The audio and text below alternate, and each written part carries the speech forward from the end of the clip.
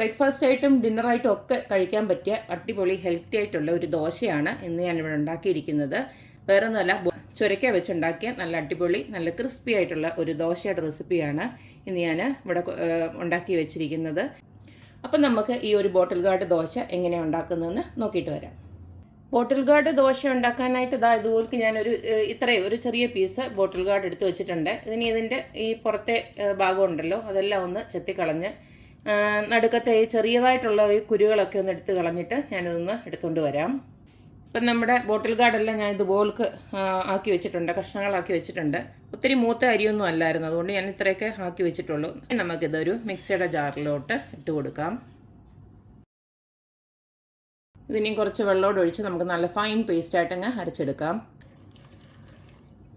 ഈ ഒരു രീതിയിൽ ഞാൻ നല്ലതായിട്ട് അരച്ചിങ്ങെടുത്തിട്ടുണ്ട്. മിക്സിയുടെ ജാറ് കഴുകിയ വെള്ളവും വേണം നമുക്ക്, വെള്ളം ഇച്ചിരി ഏറെ വേണം ദോശയ്ക്കായതുകൊണ്ട് തന്നെ. ഇനി നമുക്കിതിലേക്ക് പൊടികളൊക്കെ ഇട്ട് കൊടുക്കാം. അടുത്തതിലേക്ക് നമുക്ക് 1 കപ്പ് വറുത്ത അരിപ്പൊടിയാണ് ഞാൻ ഇട്ട് കൊടുക്കുന്നത്. ഇതിലേക്ക് ഒരു 1/4 കപ്പ് നമ്മുടെ റവ അതോടെ ഇട്ട് കൊടുക്കുകയാണ്. ഇതിലേക്ക് ആവശ്യത്തിനുള്ള ഉപ്പിട്ട് കൊടുക്കാം. ഒരു 1/4 ടീസ്പൂണോളം ഇട്ട് കൊടുക്കാം. പിന്നെ വേണമെങ്കിൽ ആവശ്യത്തിന് നമുക്ക് ചേർക്കാം. ഇതിലേക്ക് നമുക്ക് കുറച്ച് കൊച്ചു ജീരകം ഉണ്ടല്ലോ, ക്യുമിൻ സീഡ്, അതൊന്ന് പൊടിക്കിട്ട് കൊടുക്കാം. ഇതിലേക്ക് ഒരു ചെറിയ സവാള കൊത്തി അരിഞ്ഞത് ഇതുപോൾക്ക് നമുക്കൊന്ന് ഇട്ട് കൊടുക്കാം. പിന്നെ അതുപോലെ തന്നെ ഒരു ചെറിയ കഷ്ണം ഇഞ്ചി, അതുപോലെ തന്നെ കൊത്തി അരിഞ്ഞത്. പിന്നെ ഒരു പച്ചമുളക്, അതും കുഞ്ഞതായിട്ട് അരിഞ്ഞത്. പിന്നെ കുറച്ച് മല്ലിയിലയും അതുപോലെ തന്നെ കറിവേപ്പിലയും എല്ലാം പൊടിയായിട്ട് കുനുകുനാന്ന് അരിഞ്ഞിട്ട് വേണം ഇട്ട് കൊടുക്കാനായിട്ട്. ഇനി ഇതിലേക്ക് നമുക്ക് ആ മിക്സിയുടെ ജാറ് ഞാൻ മുമ്പേ പറഞ്ഞല്ലോ കുറച്ച് വെള്ളം വെച്ചേക്കണമെന്ന്, അതുകൂടെ ഇതിനകത്തോട്ടൊന്ന് ഒഴിച്ചു കൊടുത്ത് നന്നായിട്ട് ഇളക്കിയെടുക്കാം. ഇതിലേക്ക് കുറച്ചും കൂടെ നമുക്ക് വെള്ളം വേണം. ഒത്തിരി പിന്നെ കട്ടിയായിട്ടുള്ള ബാറ്ററല്ല നമുക്ക് വേണ്ടത്. നമ്മൾ റവ ദോശയൊക്കെ ഉണ്ടാക്കത്തില്ലേ, അതുപോലക്ക് ഉള്ള ലൂസായിട്ടുള്ളത് തന്നെ ബാറ്റർ വേണം. ഇത് റവ ഇട്ടേക്കുന്നതുകൊണ്ട് തന്നെ വേഗത്തിൽ ഇത് കുറുകും അങ്ങ്. അന്നേരം അതനുസരിച്ചിട്ടുള്ള വെള്ളം നമ്മൾ ഒഴിച്ചു കൊടുക്കണം. അപ്പോൾ ഈ ഒരു കൺസിസ്റ്റൻസിയിലാണ് ഞാൻ ആക്കി വെച്ചിരിക്കുന്നത്. കുറച്ചും കൂടെ വെള്ളം വേണ്ടി വരും, കാരണം ഞാനിത് ഇച്ചിരി ഒരു 10 മിനിറ്റ് ഒന്ന് വെക്കുന്നുണ്ട്, ഒന്ന് റെസ്റ്റ് ആക്കാനായിട്ട്. റെസ്റ്റ് ചെയ്തില്ലെങ്കിലും കുഴപ്പമൊന്നുമില്ല, അങ്ങനെ ഉടനെ തന്നെ ചുട്ടെടുക്കാം.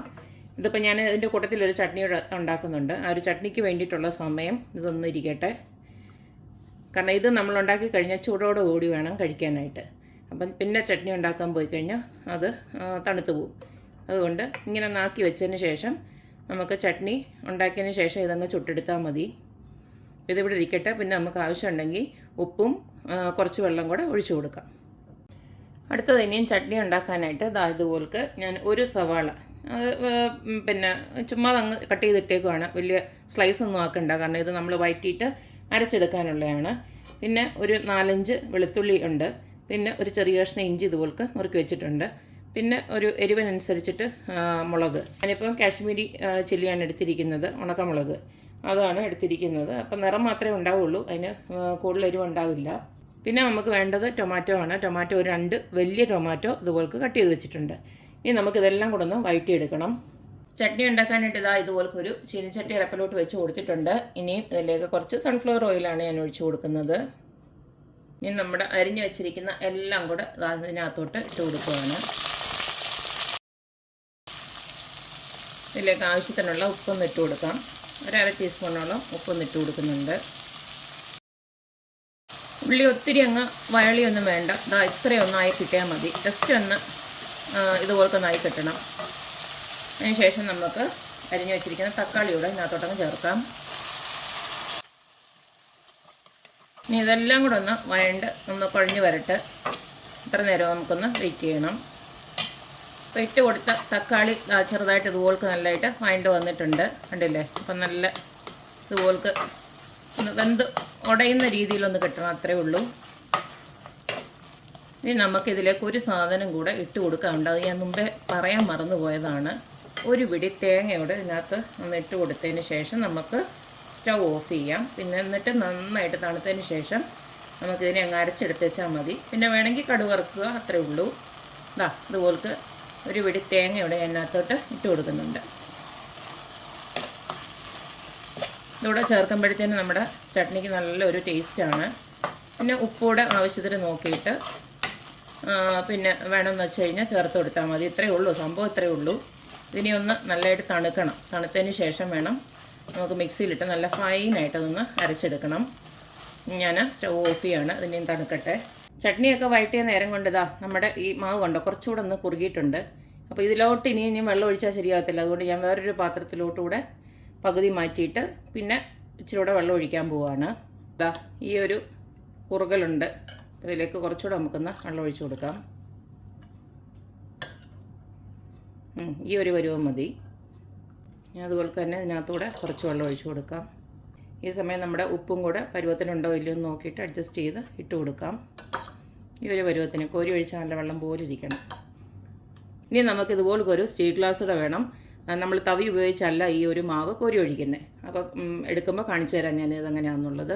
അപ്പോൾ ദോശ ഉണ്ടാക്കാനായിട്ട് ഇതുപോലൊക്കെ ഒരു നോൺ സ്റ്റിക്കിൻ്റെ പാനാണ് ഞാൻ എടുത്തു വെച്ചിരിക്കുന്നത്. ഞാൻ എപ്പോഴും പ്രിഫർ ചെയ്യുന്നത് ഈ നോൺ സ്റ്റിക്കിൻ്റെ പാൻ എടുക്കാനാണ്. കാരണം ഞാൻ നേരത്തെ അയണിൻ്റെ പാനിലൊക്കെ നോക്കിയിട്ടുണ്ട്, എനിക്ക് പണി കിട്ടിയിട്ടുമുണ്ട്, ഇളകി വരത്തില്ല. അപ്പം നമുക്ക് ഇങ്ങനെ ഒരു നോൺ സ്റ്റിക്ക് പാൻ ഉണ്ടെങ്കിൽ എളുപ്പമായിട്ട് ഇത് ഉണ്ടാക്കിയെടുക്കാം. അതുപോലെ തന്നെ മാവ് എപ്പോഴും ഒന്ന് നന്നായിട്ട് കലക്കിയതിന് ശേഷം വേണം ഇതിനകത്തോട്ട് ഒഴിക്കാനായിട്ട്. ദോശ നല്ല മുരിഞ്ഞ് വരാനായിട്ട് ഒന്നെങ്കിൽ നല്ലെണ്ണ ഒഴിച്ചു കൊടുക്കുക, അല്ലെങ്കിൽ കുറച്ച് നെയ്യ് ഒഴിച്ചു കൊടുക്കുക. ഈ ഒരു പരുവാകുമ്പോൾ നമുക്ക് ഇതിനെ അങ്ങ് മടക്കി എടുത്തേച്ചാൽ മതി. അതായത് ഇതുപോലത്തെ അരികൊക്കെ ഇങ്ങനെ വിട്ട് വരും, കണ്ടില്ലേ? തീരെ നൈസായിട്ട് തന്നെ വേണം ഒഴിച്ചു കൊടുക്കാൻ. അപ്പം രണ്ട് വശം ഒരുപോലൊക്കെ അങ്ങ് മുരിഞ്ഞ് കിട്ടും. ഇത്രയേ ഉള്ളൂ, കണ്ടില്ലേ? നല്ല ഈസി ആയിട്ട് തന്നെ ഉണ്ടാക്കിയെടുക്കാൻ പറ്റും. നല്ല മുരമുരാന്നുള്ള ദോശയാണ്.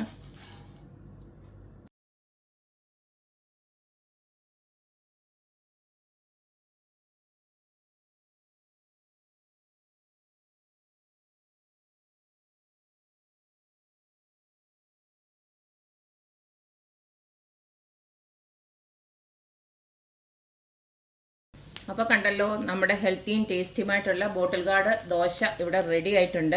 പറഞ്ഞ അളവിലും എല്ലാം ഇതുപോലൊക്കെ എടുത്തു കഴിഞ്ഞാൽ ഇതുപോലൊക്കെ നല്ല പെർഫെക്റ്റ് ആയിട്ട് തന്നെ കിട്ടും. പിന്നെ ഈ പറഞ്ഞ പോലെ നെയ്യും എണ്ണയൊക്കെ ഒഴിക്കുന്നതിൽ ഒട്ടും കുറവ് വരുത്തണ്ട. കാരണം എന്ന് വെച്ച് കഴിഞ്ഞാൽ നന്നായിട്ട് മൊരിഞ്ഞ് വരണമെന്നുണ്ടെങ്കിൽ ഈ ഓയിലൊന്ന് ഒഴിച്ച് കൊടുത്തെങ്കിലേ പറ്റുള്ളൂ. ഒന്നെങ്കിൽ നെയ്യ് തീരെ താല്പര്യമില്ലാത്തവർക്ക് നിങ്ങൾക്ക് നല്ലെണ്ണ വേണമെങ്കിൽ യൂസ് ചെയ്യാം. നല്ലെണ്ണ ആകുമ്പോൾ കുറച്ചുകൂടെ ഹെൽത്തിയാണ്. ഇതിപ്പോൾ ഞാൻ നല്ലെണ്ണ ഇല്ലാത്തതുകൊണ്ടാണ് നെയ്യ് യൂസ് ചെയ്തത്.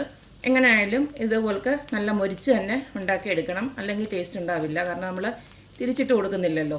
അപ്പം എല്ലാവരും ഇതുപോലൊക്കെ ഒന്ന് ട്രൈ ചെയ്ത് നോക്കുക. അതുപോലെ തന്നെ ഞാൻ ഈ സമയം കൊണ്ട് ചട്നി ആണെങ്കിലും അത് നല്ല ഫൈനായിട്ട് അരച്ച് ജസ്റ്റ് ഒന്ന് കടുക് വറുത്തിട്ടുണ്ട്. കടുക് വറുക്കണ്ടാത്തവർക്ക് അതും വേണ്ട, കടുക് വറുക്കേണ്ട ആവശ്യമില്ല. അപ്പോൾ കണ്ടല്ലോ, വളരെ എളുപ്പത്തിൽ തന്നെ നമുക്ക് നല്ല അടിപൊളിയായിട്ടുള്ള ദോശയും ചട്നിയൊക്കെ ഇവിടെ റെഡി ആയിട്ടുണ്ട്. ഇത് ബ്രേക്ക്ഫാസ്റ്റായിട്ടും നമ്മുടെ ഡിന്നറായിട്ടും ഒക്കെ ഇത് നല്ല അടിപൊളിയൊരു കോമ്പിനേഷനാണ്. അപ്പോൾ എല്ലാവരും ഇതൊന്ന് ട്രൈ ചെയ്ത് നോക്കുക. അപ്പോൾ എപ്പോഴും പറയുന്ന പോലെ എൻ്റെ റെസിപ്പീസ് ഇഷ്ടമുള്ള എല്ലാവരും please like, share and subscribe. അപ്പോൾ ഇനി ഒരു അടിപൊളി വീഡിയോ ആയിട്ട് വരുന്നവരേക്കും ബൈ.